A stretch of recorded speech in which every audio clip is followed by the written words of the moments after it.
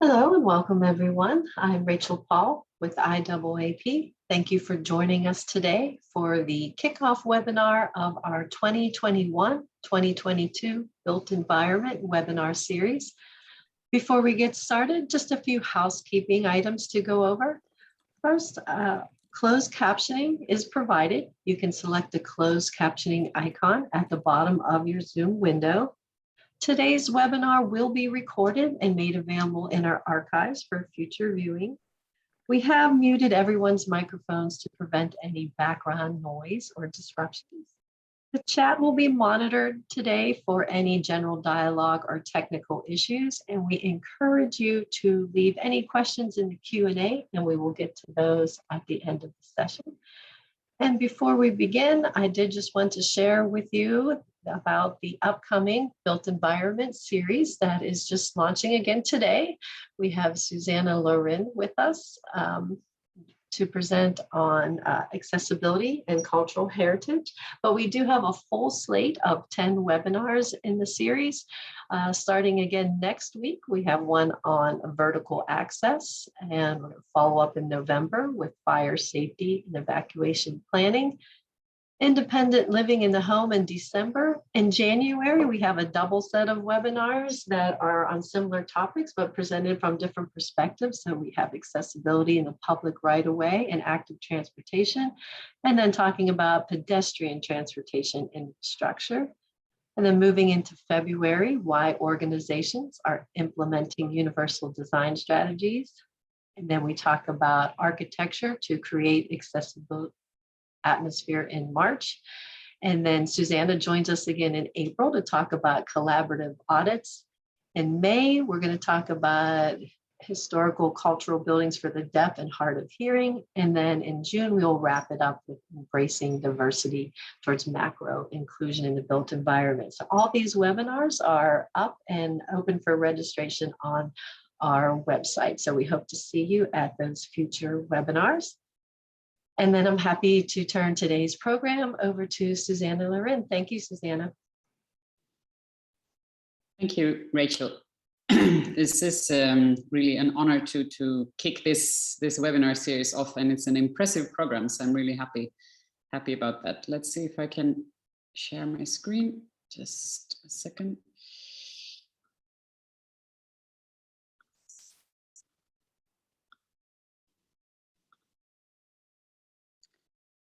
So hopefully that is now looking the way it should. Yes, you're good. Thank you. I don't see you if you nod. Okay, so welcome everyone to this webinar on accessibility and the cultural heritage. And I want to start with excusing myself because I've never done this webinar in English before, and I've also never done it online. So bear with me if I don't find the right words and so on, but I'll try to make this as good as possible. My name is Susanna Lorin. I'm the Chief Research and Innovation Officer at a small consultancy called Funka. I'm a strategic advisor mainly to the European Commission and also some of the member states in Europe. I am a member of the WADEX group, which is the Web Accessibility Directive expert group, which I led during the transposition of the Web Accessibility Directive, which is the first real EU-wide legislation on web accessibility.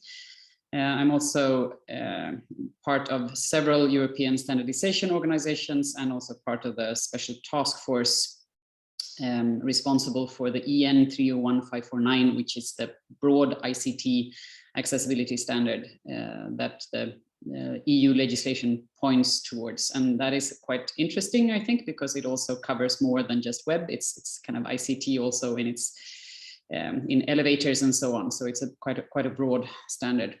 When it comes to the IAAP, I am the representative to the EU. So I also run the EU initiative where we are doing both digital and built environment activities with the webinars, newsletters, and events and so on. So that's just a little bit about me. I'm based in Stockholm, Sweden, and right now at my kitchen table, normally traveling a lot, but these days I'm just here at my table. So the agenda for today's webinar, I'm going to tell you a little bit about the challenges and myths about how we tend to think about accessibility in the cultural heritage. And the cross-disciplinary idea that we got many years ago, and that we have been kind of building on since then. We have also got funding to do research projects around this, but it has also been kind of part of the consultancy that we do. I will show you some good examples from Sweden, and I just realized when I looked through my slides that it may be difficult to find out where all my photos are from. So I will try to provide you afterwards with links if you are interested in more of that. I took out the names because I thought that would just blur the the impression. But I will show some good examples, and this will be quite visual. I will try to audio describe as much as I can, but to show how things are done in a good way. It's usually a lot of photos in my presentations. And then kind of the end result of all of this, all the work we have done and the research projects we have participated in and carried out ourselves, has resulted in kind of a methodology that is built on something we call the historical approach. I don't know if it translates well into English or not, but really that's now how we see these things, and not kind of based on what we've learned from applying accessibility in universal design into cultural heritage buildings, how we can promote accessibility and work with accessibility also in modern buildings these days. And then of course there will be a Q&A, and please ask anything anytime. If there is something, if I'm speaking too fast or if I'm using words that don't exist in English or that you don't understand, then please stop me. So just a couple of words about Funka, the company I work on. We are now a commercial company, but we were founded by the disability organizations in Sweden in the mid-90s, and then turned into a privately owned company in the year 2000. So we are now consultants in accessibility, mainly on web accessibility and digital accessibility, but we also provide services around the built environment. That is, however, a smaller part of the company today. We do loads of consulting, of course, and also when it comes to the digital arena, we also have a development department, so we can not only point to problems, but we can also solve them, which is, I think, important. That far, we are very similar to many other accessibility consultants, but I think we differ a little bit from many others in this area by also having around 20% of our turnover coming from the research and innovation. So we do EU funded projects and national funded projects and so on. And after being the CEO of the company for 16 years, I think, I managed to get myself out of a lot of the admin things. And now I'm just heading the research and innovation department, which means that I can do all the fun things. Very good career step for me. We also do a lot of policy work and studies, of course, mainly for national governments and the European Commissions. Right now, we are carrying out a study on cognitive accessibility for the Commission, and also we are forming the WAD review, so the Web Accessibility Directive review, where the legislation is checked for quality issues and then hopefully remediated or improved in the next step.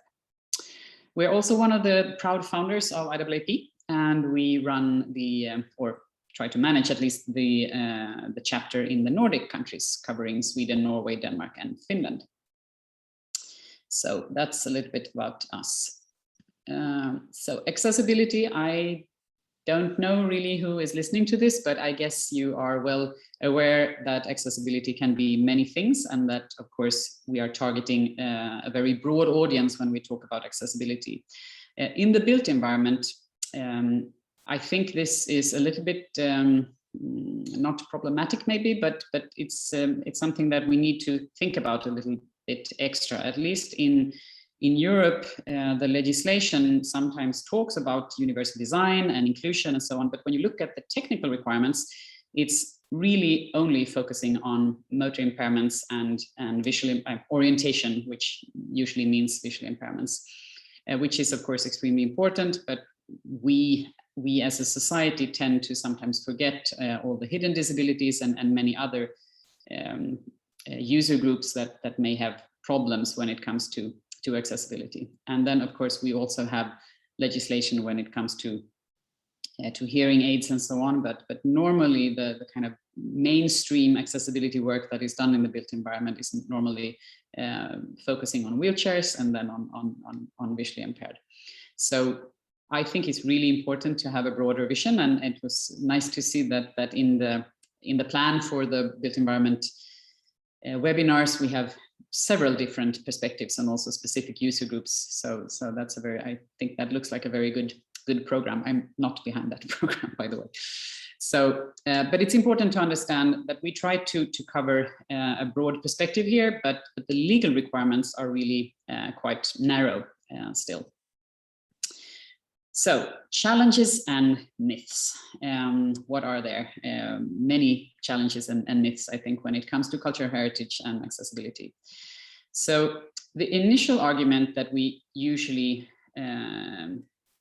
encounter or hear is that we have this requirement of caution. So we have this house or museum or bridge or whatever it is, and we need to be cautious about it. We need to preserve it as it was, or at least make sure that it doesn't deteriorate in one way. And that requirement becomes kind of the most important goal of everyone. So every other aspect of this is kind of always in clinch with this caution argument.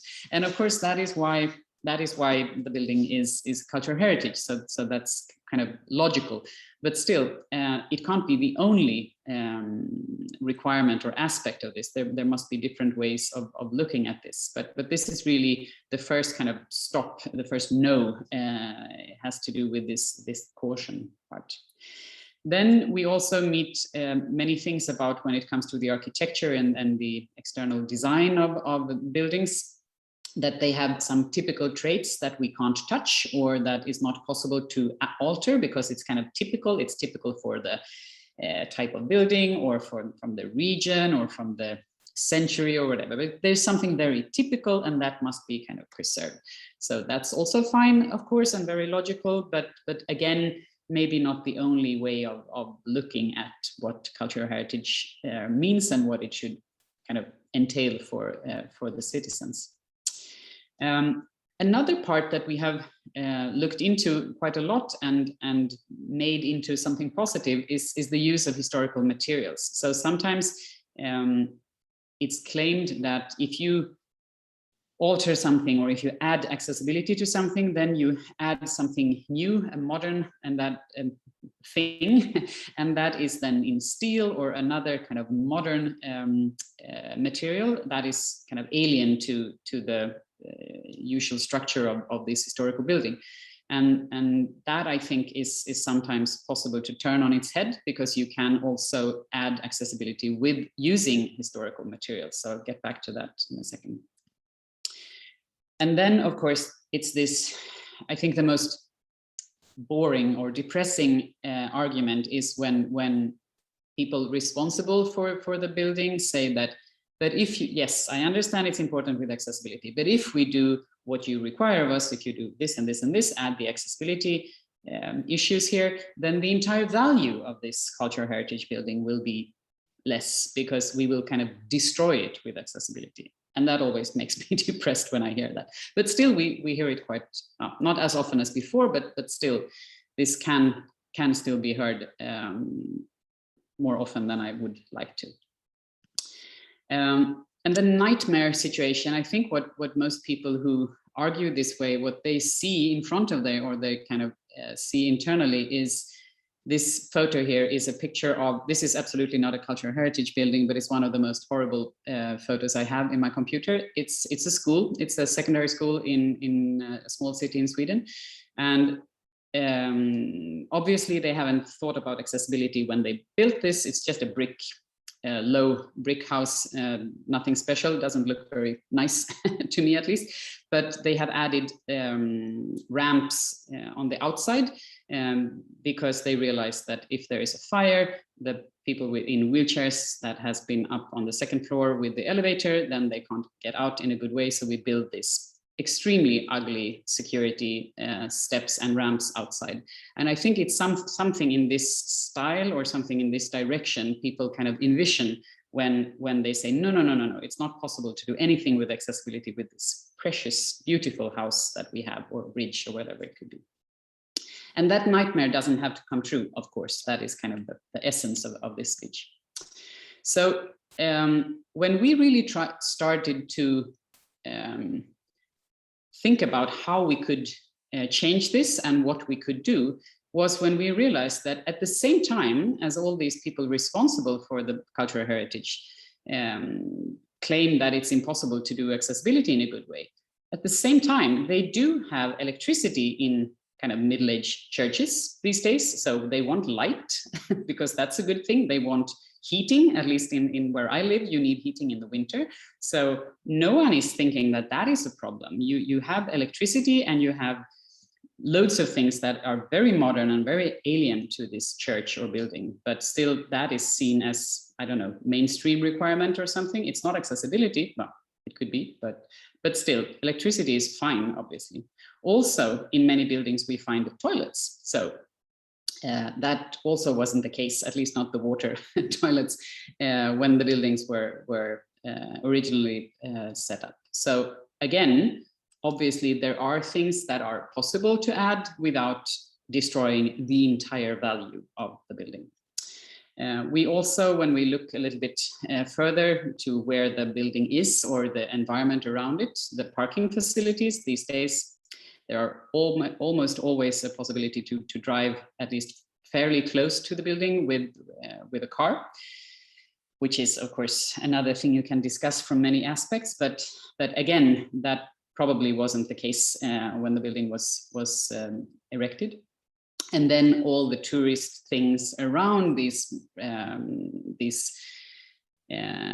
buildings are sometimes inside of the building or very close to them. It's totally destroyed the visual, the value and the, you know, how it looks, because it's possible to buy souvenirs or all sorts of ugly plastic things that definitely wasn't part of the building from the start.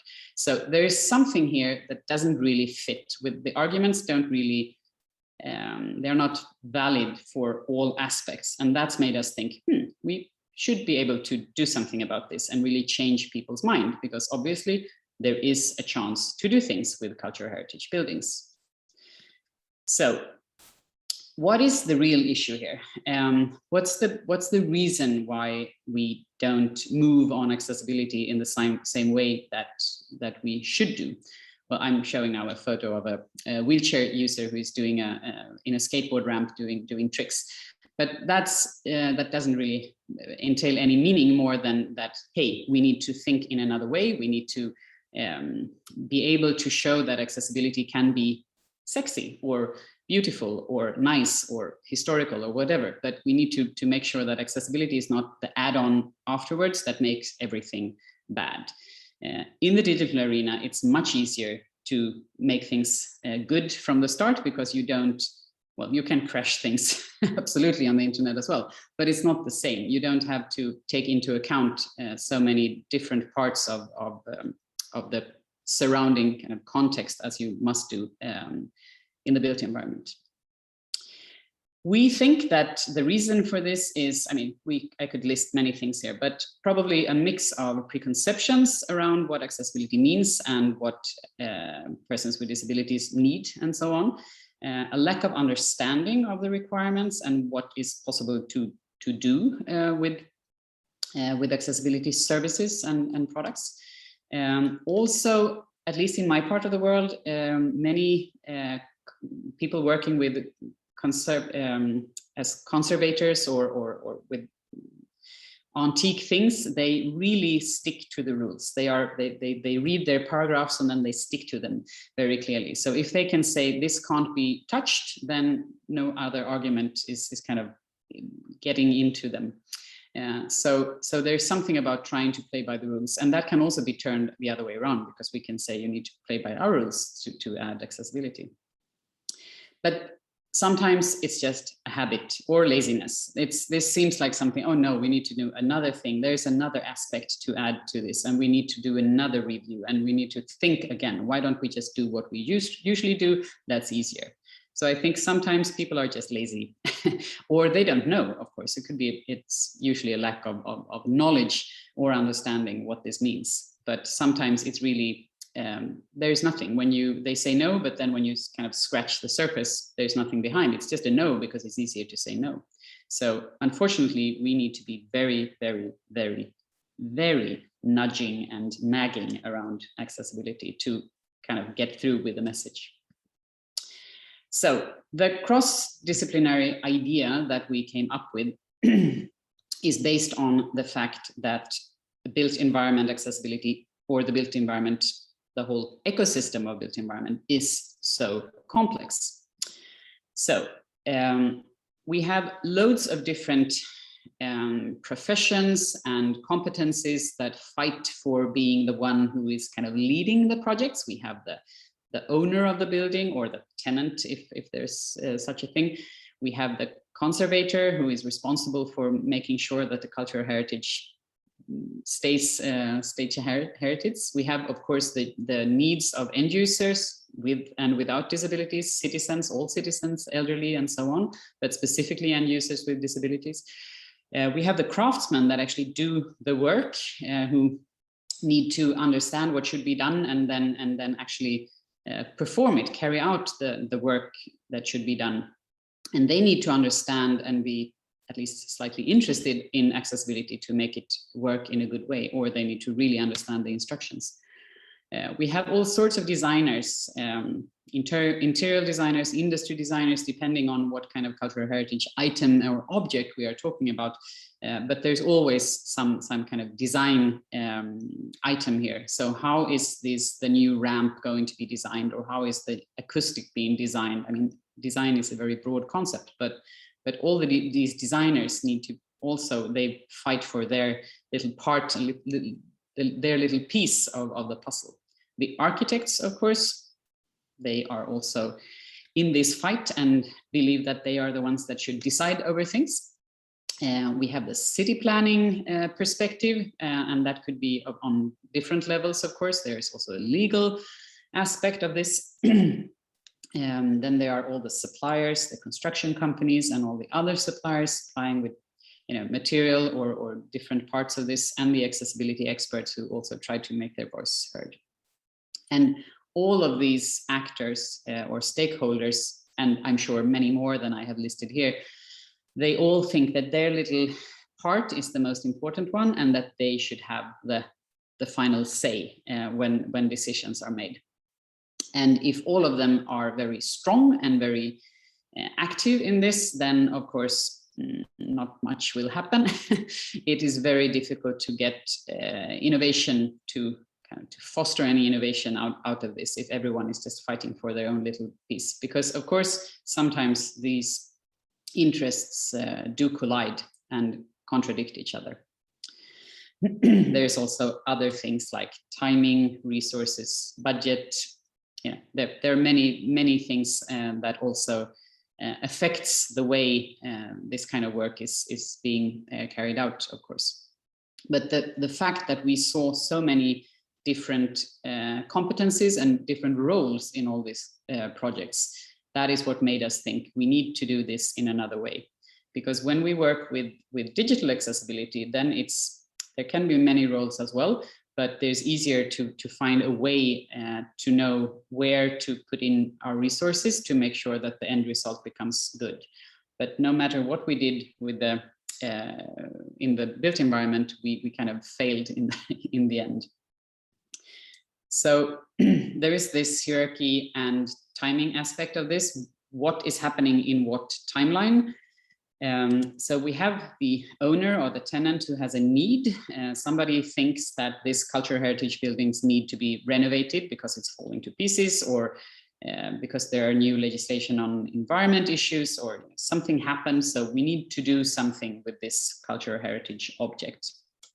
And then the conservator, the antiquarian, the professionals that have the responsibility to make sure that the object stays a cultural heritage, they have their specific requirements and their regulations, and they need to look at the needs and say, okay, how can that kind of fit with what is actually allowed to do with this object. And then we have the architect, the designer, the many different layers. I just wrote architect here, but it could be many other suppliers. But somebody needs to understand how do we take the needs for the building with the requirement for conservation and make something clever out of that. And that, of course, ends up with a specification or a procurement process or something where you look for suppliers and look for the best solution. But somebody needs to be taking responsibility for kind of developing the idea to make sure that it can move forward. And then in the last stage, we have all the suppliers and all the craftsmen that need to interpret the drawings and the plans and the instructions made by designers and architects and really do the actual work in a good way. This is, again, very simplified. This is extremely complex if you look at all the details and all the roles and all the ways to do this. But in essence, it's just to show that there are many different layers, and even if we know that the owner would like this to be accessible, or if we work for the owner, or the citizens have done a request for higher accessibility, because there are so many steps on the way and so many really strong wishes and ideas on the way, it is very hard to make sure that the accessibility requirements and needs and good ideas are kind of trickling down the whole way to when it actually happens on the floor, when the craftsmen are actually doing the work. That has been the biggest problem here. So we thought, well, maybe we could learn from each other instead of being angry with this or that competence or role and say, hey, this is always impossible because the architects are stupid, or the designers they don't know enough about accessibility, and the craftsmen are stupid as well, or be irritated on different levels in this value chain. Why don't we try to sit down and learn from each other? Because of course they are not stupid. They are just, they're pushing for their own competence area, and they are probably doing that for a good reason. So we should learn their job as well and make sure that we understand what they're doing and why they're putting all these requirements in there, and make sure that we use their terminology so that we can talk to them in their own language. That is what we thought would be the best way to move forward, so that we actually try to provide them with more information, but also try to do it on their terms a little bit, because we thought that could be a better way to kind of meet somewhere in the middle. So we created kind of an iterative co-creation process where all the major players should sit around the table and work together in a group. And that is, of course, only possible if you can make them interested in doing this, otherwise it won't work. But instead of just having the owner or the tenant or the city or whoever is the kind of owner here, or the person who is ordering something, we already wanted to collaborate with several stakeholders in the first step, so that we got information and user needs from many stakeholders in the beginning, and discussed how can we do this better, how can we change something, what is the actual need, not only from the owner, not only from the city, not only from the legal perspective, but also for citizens, for end users, blah, blah, blah. Many people discussing these needs, so that we know what the end goal will be, and that we already have a broader perspective from the start. And then we didn't only want to have the antiquarians and conservatives, conservators in the expert group, but also other experts. So adding accessibility experts in the second step, and also experts on material, for example, and different best practices in the use of materials, and also end users with disabilities, of course. That was the way we kind of put together a group of experts that have had a very diverse, different competencies, and could add their specific views and perspectives to the work.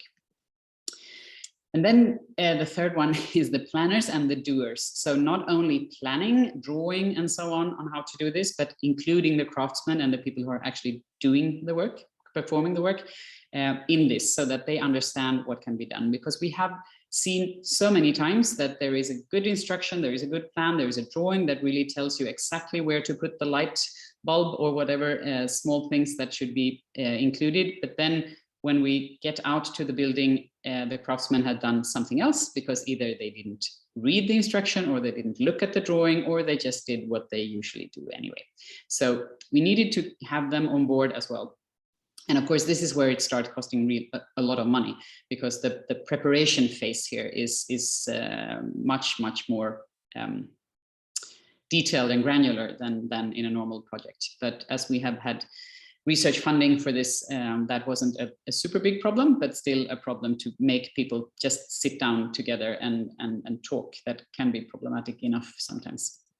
So, and then when we had performed all these three tasks or steps in the process, we also included another quite new thing to most of these people, which is a bit maybe embarrassing or surprising. So really that we are going to test this in real life with end users with disabilities to make sure that the implementation is done in a good way. So before we do the final implementation of anything, we do test that it actually works in reality, and we can make improvement based on the feedback from the testing. So this looks very kind of stepwise and maybe simple, but in reality, it looks very much different. So we had loads of iterations between these groups, and the testing and improvement processes were also going backwards and forwards and everything. And we made sure that this whole idea of doing testing and iterations and improvements along the road of the project, that was kind of a leading idea for this whole thing. So cooperation and iteration was really leading here. And yes, it takes time, but only in the beginning, when you set the processes up and when you make sure that people who are not used to work in an agile way, and that they understand the point with it. But when this starts kind of rolling, then you actually save time in the end.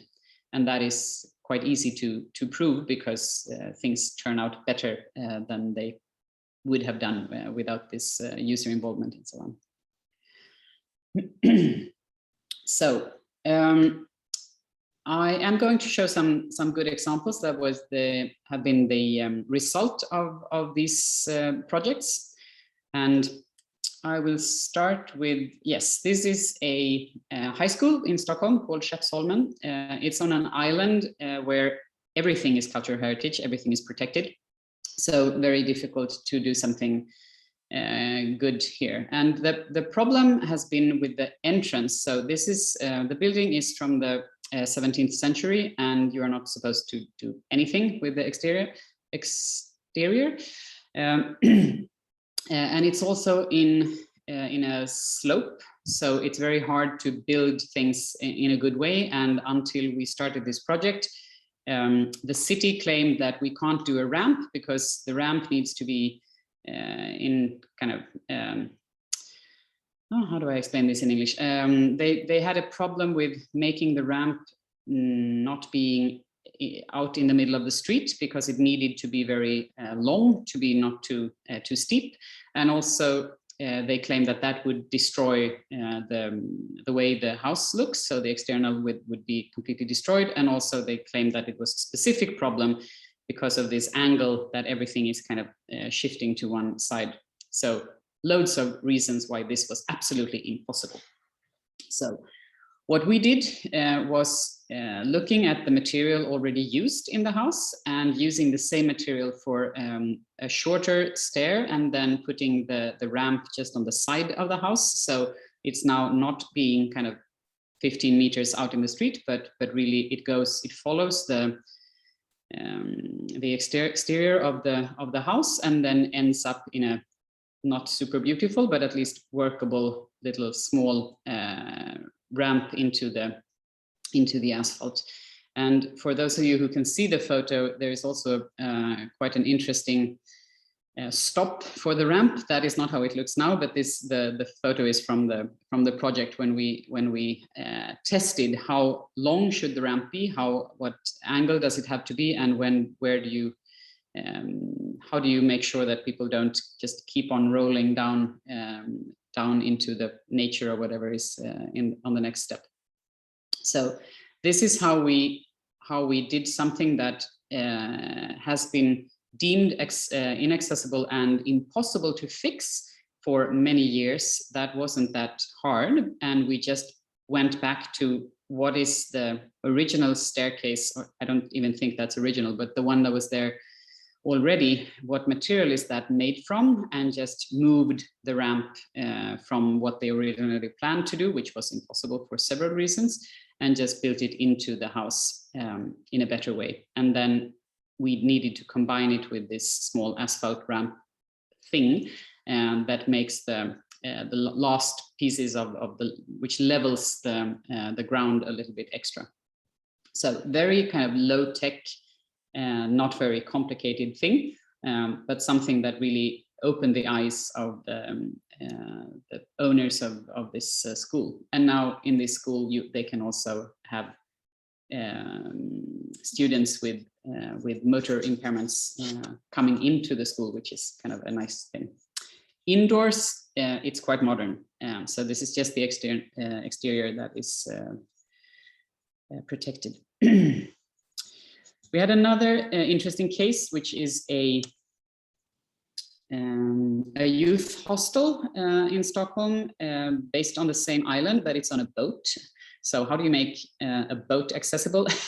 That is not really always so easy, but this time the boat doesn't move. It has been docked here for a long time, so it's a very stable boat. And also this is in the harbor of Stockholm, so no big waves or anything like that. But it's an old ship. And the problem was, of course, the staircases. So inside of this ship, which is, I can't remember the original year, but it's from the 19th century, and it's kind of okay, many of the accessibility things, except for that when you enter, everything is fine. But then if you want to go down to the actual rooms where the youth hostel is, all the interesting thing in the youth hostel, then the stairs are extremely steep, very hard to walk in for many people, and impossible if you have any kind of motor impairments, or like me, my bad eyesight makes it also very, very scary to walk down these stairs. So we added this little elevator into the boat. So this is a small open elevator that you can handle yourself, made for wheelchairs originally, and we cut off half the stairs to add this elevator. And of course, the stairs they were already modernized. So why couldn't you do an elevator instead? So that was, or on top of that, so to speak. And then we have a museum, one of the museums for modern art, Liljevalchs, that is also protected and now rebuilt, I should say. So there is an additional building to this. But here we weren't allowed to do almost anything. But and again, the most problematic part here is the stairways up to the entrance. So to make sure that the entrance was still in the protected, the way looking like the antiquarians wanted it to be, but still more accessible, we added a very, very long ramp. This ramp goes also again at the side of the building, so it's almost not visible from if you are on the other side of the street. It doesn't disturb the exterior of the house, but it makes it possible to enter without walking the stairs. We started like this, and the architect loved this solution, but it ended up being a little bit too steep, even though we were very happy with the design of the whole thing, but still it was quite hard for people with a manual wheelchair. So we added to this also a glass elevator on the outside, to make sure that even if you can't use the ramp, you can still use the elevator. And then, of course, the glass elevator was designed not to disturb anything of the exterior of the house, but that made it also a little bit difficult to see. So we had to put extra markings on it to make sure that people don't walk right into the glass doors and so on. But the combination of the long ramp and the elevator made it possible for most people to actually enter this building for the first time in many, many years. The last example from this project is another entrance from a hotel, Hotel Skeppsholmen, where the doors, the entrance from the outside is fine. It's flat. It's good enough. You can find it, and you can also and they have automatic door openers and so on, and actually quite a lot of good material also, and solutions for visually impaired. But when you enter the hotel, then there are 3 small steps up to the reception, and there was absolutely no way to build something around this. There is no room for an elevator, and here everything also indoors is protected. So this was really a hard one for us. But we managed to put also a small elevator here that is built into the floor. So there is no, the elevator is in the same level as the floor when you enter, and you can see here, if you can see the photo, you can see that it's actually using the same stone as the original floor. So that part of this was quite expensive, but the technological solution here is not that expensive. So what happens is that the elevator moves in two levels. So it first goes up, and then it goes to the side. So this way you don't have to disturb or destroy the whole entrance, and you can keep the same the floor, the surface of the floor, and still make sure that everyone can enter these three steps. So this was interesting because this elevator was also produced during this project by a company who were doing similar things before, but now invented a new product. And after this was kind of their proof of concept, and that has now been a great success. So with accessibility research, you can also have good return on investment on the for other suppliers. So, and this is just the end result. When you get up, you lower the security thing, and then you can roll off or walk off if you like. So that works really, really good, and that is something we always show when we have guests coming to Stockholm interested in accessibility. And I have to move quicker, I can see. So that was just some of the examples. There are plenty, but just the ones that I managed to get through to you here. And then I will talk a little bit about the methodology or the historical approach that we also, I wouldn't say invented, but rather stumbled upon and learned a lot from, and now use in many of the built environment assignments we have. So we had one of the assignments we had in a long-term project we did together with antiquarians on a national level in Sweden was a castle called Läckö Slott that is in the western parts of Sweden. It's a beautiful 17th century castle. It has been rebuilt in several different centuries, so it looks a little bit funny, but it's a really nice place that people go for, like a tourist attraction in that part of the world. And they have in the country. And it's a big problem to get into the castle because of the gravel roads surrounding it. And also it's almost impossible if you have a motor impairment or a wheelchair, or even for people with well, it's just really hard to get in here because of the deep gravel around, and it's all the way from the parking lot and into to the castle. So we started thinking, what can we do here? And everyone said, no, you can't do asphalt, you can't do this, you can't do that. It's impossible. It needs to be gravel because that is original. And then someone said, how can that be original? I mean, when this castle was built, they probably had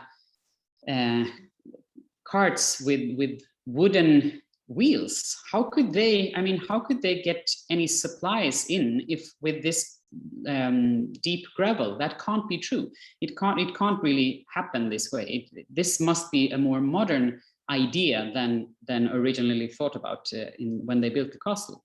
So we went back to the historical books and looked into what the sources said. And of course, it was true. It wasn't gravel from the start. It was a combination of stones in different materials and so on.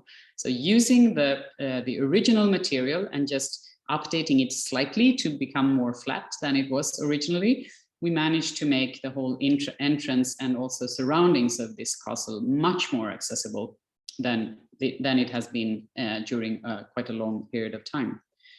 We also added tactile versions of the castle so that visually impaired could get an impression of what it looks like. So I'm showing here just a picture of the tactile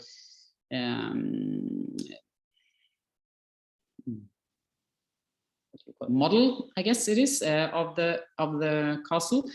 And also we did quite a lot of work with the maps and making sure that it was because there is a lot of paths and ways to move around outside of the castle, and also a lot of nature around where it's easy to really nice nature surroundings and areas that were also very hard to find and to walk around with disabilities. So we did a lot of work there, but the most interesting thing here is really what we understood about the historical part, that sometimes it's easier to go back and see what was originally planned here and how did they do things. And I'm not pretending that in historical times, whatever that is, so in ancient times, that they were better in accessibility than we are today. But sometimes when we conserve or preserve buildings and objects, we tend to think that it must be like this because it has always been like this. But in reality, we look at something that is quite modern, because in the 1950s or 19 something, we started to look at this as a tourist monument or building, and then we did something to it. We did put in electricity, toilets, parking, all of these things, and then we said, this is what we are going to preserve. And if you can argue that that is just one part of the building, that is one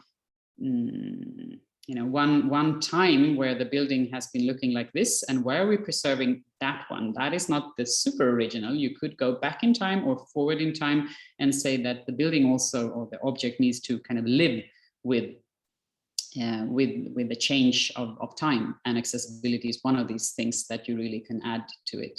So that kind of discussions has really helped when we are now then moved into several other cultural heritage buildings and added accessibility features to them. So just to conclude, we now think that when there is a will, there's a way, and there's really many more options and possibilities to make sure that cultural heritage buildings are becoming more accessible.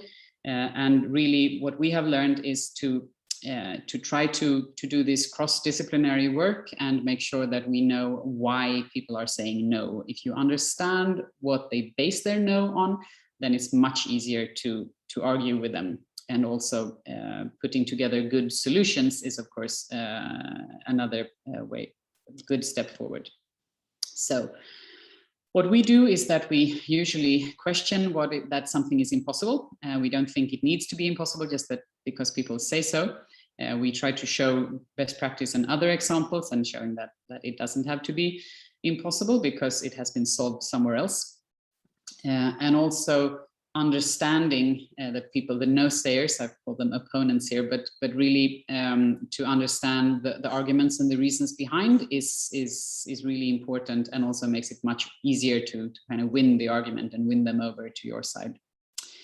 The learning from history is one of the things that we have learned most from, and I think that kind of concept could be used in many situations. And then the last bit here, I think, is to have a stepwise approach. We don't Of course, we don't succeed in everything we would like to all the time. The goal cannot always be 100% accessibility or nothing, but we need to try to take a stepwise approach and make sure that we move at least a little bit. And I think making sure that all the different roles and competencies in a project like this, that they understand more than they did when they were starting this, and that it's not impossible to combine accessibility with cultural heritage. I think that is the most valuable result of any assignment or research project on accessibility in cultural heritage.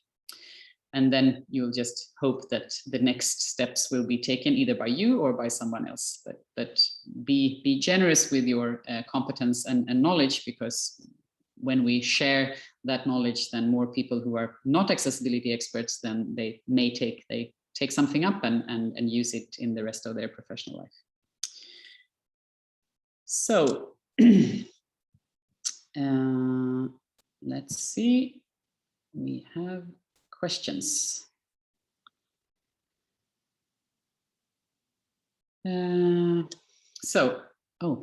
Only difficult questions. That's interesting. You just mentioned this slightly, but what about the cost for manufacturing accessibility elements in an aesthetically pleasing way?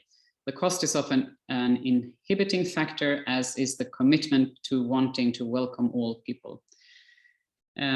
Yes, the cost is, of course, something you need to consider, and it's sometimes a barrier. I agree. I won't say anything else. And I also think it's really hard to show that this will pay off. It's really hard in the beginning of a project, at least, to say this will be a return on investment, and if you do this, then you will have more guests and so on. That is usually true, but it's very, very hard to prove in a good way.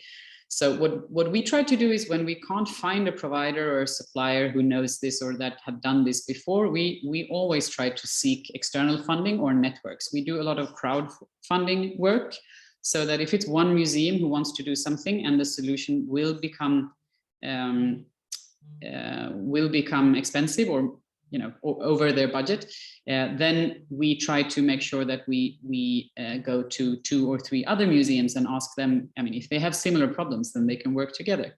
So that is I think the essence of how we try to do things in a collaborative way, that if we can't help one client, then maybe the client can help, the clients can help themselves, and together can make things happen. So the collaborative approach, I think, is one way of doing this. But of course, knowing what suppliers are out there and having a good list of interested companies and suppliers who are interested in learning more about this, that is of course extremely helpful. So you learn on the way, I think, how to handle these things in the best way possible.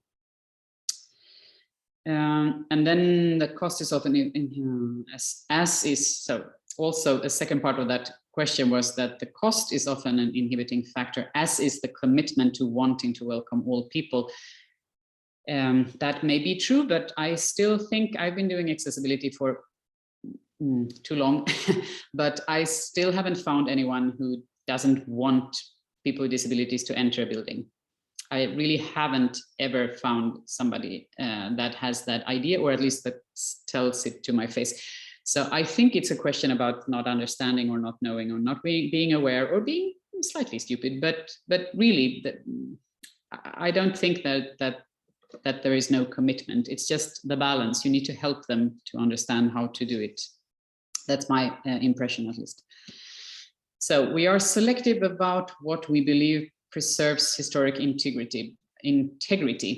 But why is it so hard to ask, for whom are we preserving this historic site? Is it for all or only a privileged few? How to reconcile preservation with engagement, inclusive participation, and functionality? So that's not really a question, but a good point. That is, I think, I don't have the kind of perfect answer to that. It's really, it's an interesting question and a little bit sad that we need to talk about it, I think, at all. We shouldn't, but I think that is an argument that can work in a good way if you combine that with understanding why the person who says that, you know, they want to preserve this, if you can help them understand that it's not impossible, then the whole discussion becomes much more important, but or easy to kind of win. But I agree, it's a shame that we need to have this discussion, but still, it's part of the what we do, I guess. And then I have a question about the name of the company that produced the elevator. I knew I would get that one. I didn't. I have it. I will send it to Rachel and make sure that everyone registered gets the name and the link, and also other links, I promise. I would love to hear more about the challenges in getting this design finalized in relation to National Accessibility Code. Quite a few comments in the chat are that's not accessible by US ADA standards.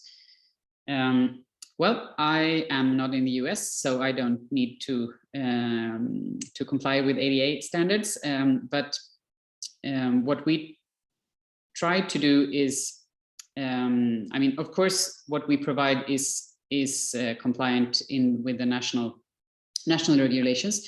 But when it comes to cultural heritage, there is an unclear legal situation. I can't say in every European country, but at least most of the markets where we work in Europe, it's really unclear who is right, because there are conflicting legal requirements on several things. There are environmental requirements and accessibility requirements and many other, and security, and, you know, many other things that are in conflict with each other. So I don't think it's really possible to comply with everything at the same time sometimes, which means that you have this room for flexibility. But again, we are not driving accessibility by litigation in Europe, so it's a completely different situation, of course. And I hope the ideas that I have presented can still be useful, even if the examples are not perfect to what is required in the US. One question is, how did these projects get started? Were any of these sites in a remediation process that by law needed to find solutions, or was it more of a let's be innovative and see how we can prioritize accessibility creatively together? That's a very good question. It's a combination. Some of them were initiated by us and by us together with end user organizations. So that was more the innovative approach. And some of them were initiated by the city or person responsible for the legal part of accessibility, and came to us and weren't able to solve it in a good way, so that we asked for external funding, entered into a research project kind of set up so that it would be easier to do this in a better way. So the examples are, some of them are really kind of lucky because there was external funding as well, but it's a combination of both these ideas. So running out of time, how is the complex iterative planning process led? By whom? What kind of trained facilitators needing? Very good question. That differs between the different projects, but when we have done this in the research projects, we have been leading, or one of our built environment specialists who is certified not by IAAP but by the national standard in Sweden. So a certified accessibility in built environment person who knows, you know, more than the ordinary accessibility, but also has an experience in building and so on. But that is a very important question. And of course, you need to have a very good project manager who can listen to everyone and be independent and also have a lot of experience in both, in all these parts and so on. So I think I just have 1 minute to go. So there are still questions, and I hope Rachel will allow me to answer those in an FAQ or something, but I'm not deciding about this webinar series. So I will leave it to Rachel to finalize this or finish off because it's now 1 minute to 4 my time. So Thank you everyone for the interesting questions and your interest, and thanks for listening. All right, this is Rachel, and thank you so much, Susanna, for that great information. And we can certainly pull the questions and send those for answers and make that part of the follow-up that we do with the recording link, as well as a copy of the presentation. So we'll go ahead and wrap up today. And again, we hope to see you next week for the official first webinar of the Built Environment series on vertical access. And there was a link posted in the chat to view all those upcoming webinars. Thank you again, Susanna, and thank you for our captionist today for your time. Thank you, Rachel. Bye-bye, everyone. Enjoy your evening, rest of your evening.